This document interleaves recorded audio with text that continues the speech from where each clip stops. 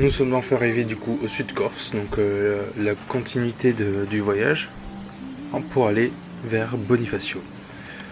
Bon, après une petite escale pour visiter le paysage, on reprend la route et tout va bien se passer parce que comme d'habitude, les routes sont magnifiques, le paysage est beau, bref, la Corse.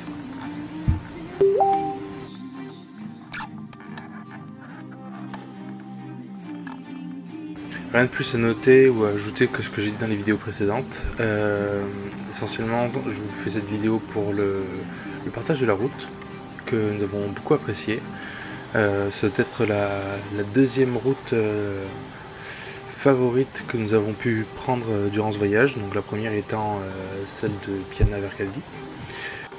Mais aussi, ce qu'il faut noter, c'est le fait que la présence aussi du coup toujours du littoral sur notre droite durant toute la descente de l'ouest de la Corse va nous manquer parce que, comme nous l'a dit un touriste allemand, l'autre côté c'est absolument pas pareil.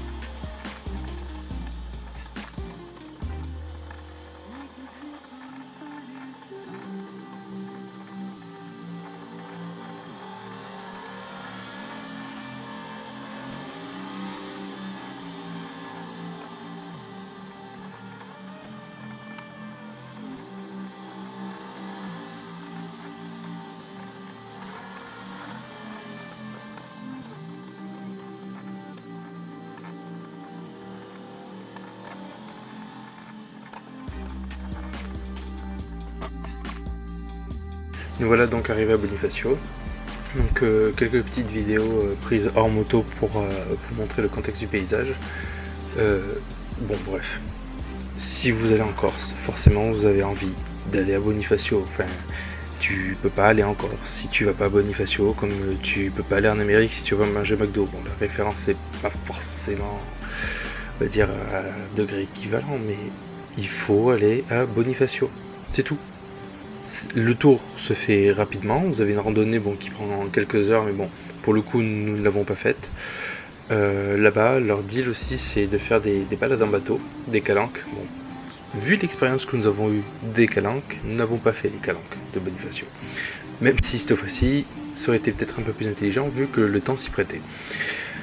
À cette île, tout étant, nous avons quand même profiter d'un super restaurant dans Bonifacio que je vous conseille, c'est chez Titio. Je le prononce pas très bien, mais les prix sont au-dessus de la moyenne, mais la cuisine est vraiment exceptionnelle.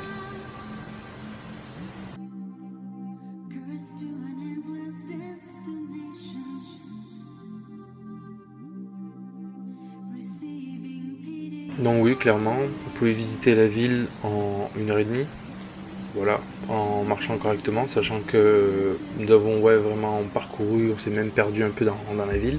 Mais ce qu'il y a à faire, c'est, comme là je vous le montre sur la vidéo, c'est une balade sur la crête. Direction du coup Porto Vecchio pour la suite du voyage.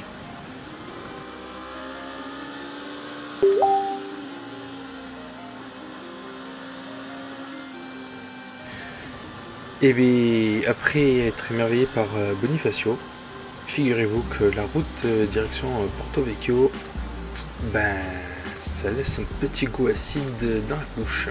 Bon, je n'ai pas envie de m'attirer les foudres des Corses pures, mais c'est à partir de ce moment-là où on s'est demandé si on s'était pas trompé de route.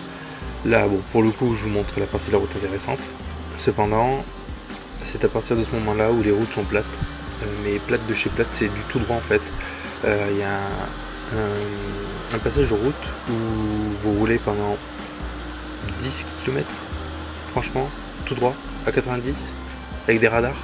Bon, bref, c'est pas trop comme ça que l'on voit la Corse, surtout quand on est dans le sud et quand on monte du coup vers le centre, enfin vers les terres, enfin dans l'est quoi. En fait, ça ressemble un peu à l'est de notre France. Il n'y a rien. Il y a bon là, des pins, mais enfin des pins, des sapins, ou des pins ou des sapins, des pins, des sapins. Je sais pas, Michel Sapin. Mais il n'y a rien, vraiment, il n'y a rien.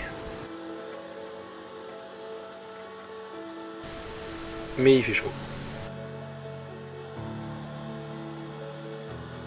Pour le coup, les vidéos vont être un peu plus courtes, vu que, hormis la prochaine vidéo que je vais vous faire qui va vous présenter les aiguilles de Bavella, le retour, en fait, ne vont pas filmer, vu que c'était essentiellement de la départementale.